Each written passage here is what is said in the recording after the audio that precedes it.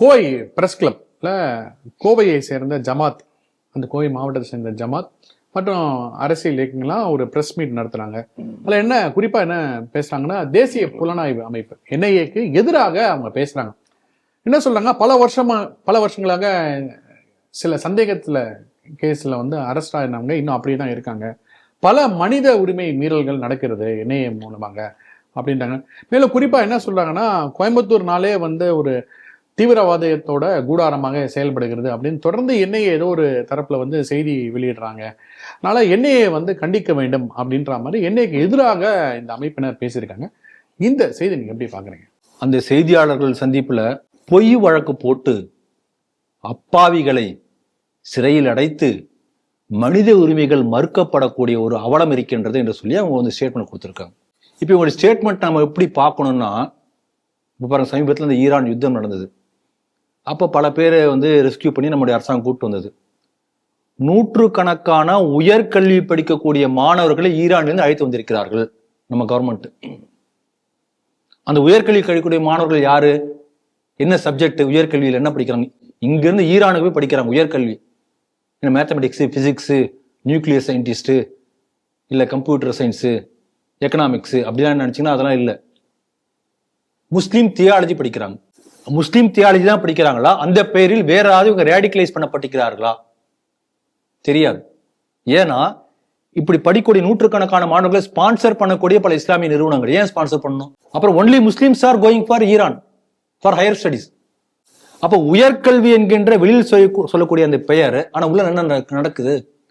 இப்ப நூற்றுக்கணக்கான பேர் ரெஸ்கியூ பண்ணிருக்காங்களே, அவங்களை கூப்பிட்டு இன்டர்வியூ பண்ணா தெரியும், நம்முடைய அரசாங்கம் பண்ணா தெரியும் என்னப்பா என்ன சப்ஜெக்ட், என்ன சொல்லி கொடுத்தாங்க. அப்போ ஒவ்வொரு ஆண்டும் உயர்கல்வி என்ற பெயரில் இங்கிருந்து அங்க போயிட்டு உயர்கல்வி பெற்ற பிறகு ரேடிகலைஸ்ட் முஸ்லீமா அங்க திரும்பி வந்து என்ன செய்யறாங்க, இது பண்றாங்க. அந்த உயர்கல்வி என்கின்ற வார்த்தையை போலத்தான் இந்த அப்பாவி என்கின்ற வார்த்தையை நம்ம எடுத்துக்கணும். அப்பாவி அது உயர்கல்வி, இப்படித்தான். அதனால சிடிவி நேயர்களுக்கு புரியும், பார்க்கக்கூடிய எல்லாருக்குமே புரியும். அது கோவையில குண்டு வெடித்து பயங்கரவாத செயலில் ஈடுபட்டவர்களே ஆதரிக்கிறாங்களா அப்ப அவங்க? இப்ப கோவை கோட்டைமேடு முனீஸ்வரர் கோயில வந்து வெடிகுண்டு விபத்து நடந்தது, அதன் பிறகு ராமேஸ்வர கஃபேல நடந்தது, ஆதரிக்கிறாங்களா? அப்ப வெளிப்படையாக பயங்கரவாதத்தை ஆதரிக்கக்கூடிய ஒரு அமைப்பாக அந்த ஜமாத் செயல்பட்டு கொண்டிருக்கிறது. நம்ம தெளிவா தெரிஞ்சுக்க வேண்டிய ஒரு விஷயம் அதுதான். இதே கோயம்புத்தூர்ல அரபிக் கல்லூரி நடத்துகிறான் என்று சொல்லி அரபி மொழி இப்போ ஏதோ பிரெஞ்சு லாங்குவேஜ் கத்துக்கிறீங்கன்னு ஒரு பிரெஞ்சு காலேஜ் இருக்குன்னு வச்சுக்கோங்களேன். அந்த மாதிரி அரபிக் கல்லூரி அரபி சொல்லி கொடுப்பாங்க. நம்ம அப்படிதான் நினைக்கிறோம், நீங்களான்னு வெள்ளந்தியா அப்படிதான் நினைக்கிறோம். ஆனால் அரபிக் கல்லூரி என்ற பெயரிலே அங்கே IS சர்வதேச பயங்கரவாத இயக்கத்துக்கு ஆள் சேர்ப்பு, அதற்கான பயிற்சி, ரெக்ரூட்மெண்ட் நடந்திருக்கிறது. பேப்பர்ல செய்தி வந்தது. அப்ப இதை ஆதரிக்கிறாங்களா? நம்ம இதில் என்ன தெரிஞ்சுக்கணும்னா, இப்ப சமீபத்தில் கம்யூனிஸ்ட் தலைவர் ஒருத்தர், ஒரு கேரளாவை சேர்ந்த ஒரு தலைவர், இப்ப எனக்கு பேர் ஞாபகம் வரல, அழகா ஒரு தகவல் சொன்னார். ஒரு ஃபுட்பால் டீம்ல ஒருத்தர் ஒரு கோல் போடுறார். அந்த ஒரு கோல் அவர் மட்டுமே போடல, 10 பேர் இந்த அப்படியே பாஸ் பண்ணி அந்த பாலை கொண்டு கொடுத்தப்ப கடைசியா கோல் போடுறாரு. ஆனா பேர் வாங்குறது கோல் போட்ட ஒருத்தர் தான் பேர் வாங்குறாரு. ஆனா பின்னால 10 பேர் சப்போர்ட் பண்றாங்க. அந்த 10 பேர் சப்போர்ட் பண்ணாம இந்த ஒரு ஆள் கோல் போட முடியாது. இதை எதுக்கு ஒரு உதாரணம் சொல்றாருன்னா, இன்றைக்கு இஸ்லாமிய பயங்கரவாதி இந்த அளவுக்கு தலை தூக்கி இருக்கிறது காரணம் என்று சொன்னால், அந்த ஒரு பயங்கரவாதி தனிப்பட்ட முறையில் இந்த அளவுக்கு எல்லா பயங்கரவாத செயலில் ஈடுபட முடியாது. அதுக்கு பின்னணியில பல ஜமாத் போன்ற அமைப்புகள், இஸ்லாமிய நிறுவனங்கள் பின்னணியிலிருந்து உதவி செய்கின்ற காரணத்தினால்தான் இந்த பயங்கரவாத செயலில் ஈடுபட முடிகிறது. Against the government, against society, against police, against court, எல்லாத்தையும் மீறி பயங்கரவாத செயலில் ஈடுபட முடியும். எப்படி முடியும்? பின்னால் அத்தனை பேர் அவனுக்கு சப்போர்ட் பண்றாங்க. இந்த ஒரே ஒரு கோல் போட்டதான் வெளியில தெரியற மாதிரி அந்த பயங்கரவாத செயலில் ஈடுபட்ட ஒருத்தர் யாரோ ஹீஸ் காட், அவன் மட்டும் தெரிகிறான். அவருக்கு பக்கபலமாக இருந்த மற்ற 10 நிறுவனங்கள், நூற்றுக்கணக்கான ஆட்கள், ஆயிரக்கணக்கான ஜமாத்கள் வெளியில தெரிவதில்லை. இது வந்து கம்யூனிஸ்ட் தலைவர் சொன்ன கருத்து, இப்ப சொல்லியிருக்கார். அதனால அதை இப்ப நிரூபிக்கிற மாதிரி இப்ப சொல்லியிருக்காங்க. வெளிப்படையாக பயங்கரவாதத்தை ஆதரித்து பெண்கள் பேர்ல பத்திரிகை கூட்டம் நடந்திருக்கு. இப்ப சென்னையில பாருங்க, கோவையில குண்டு வெடித்த பயங்கரவாதி பாஷா, அவர் வெளியில வந்து நோய்வாய்ப்பட்டு இறந்து போயிட்டார். ஊர்வலம் நடந்தது சென்னையில.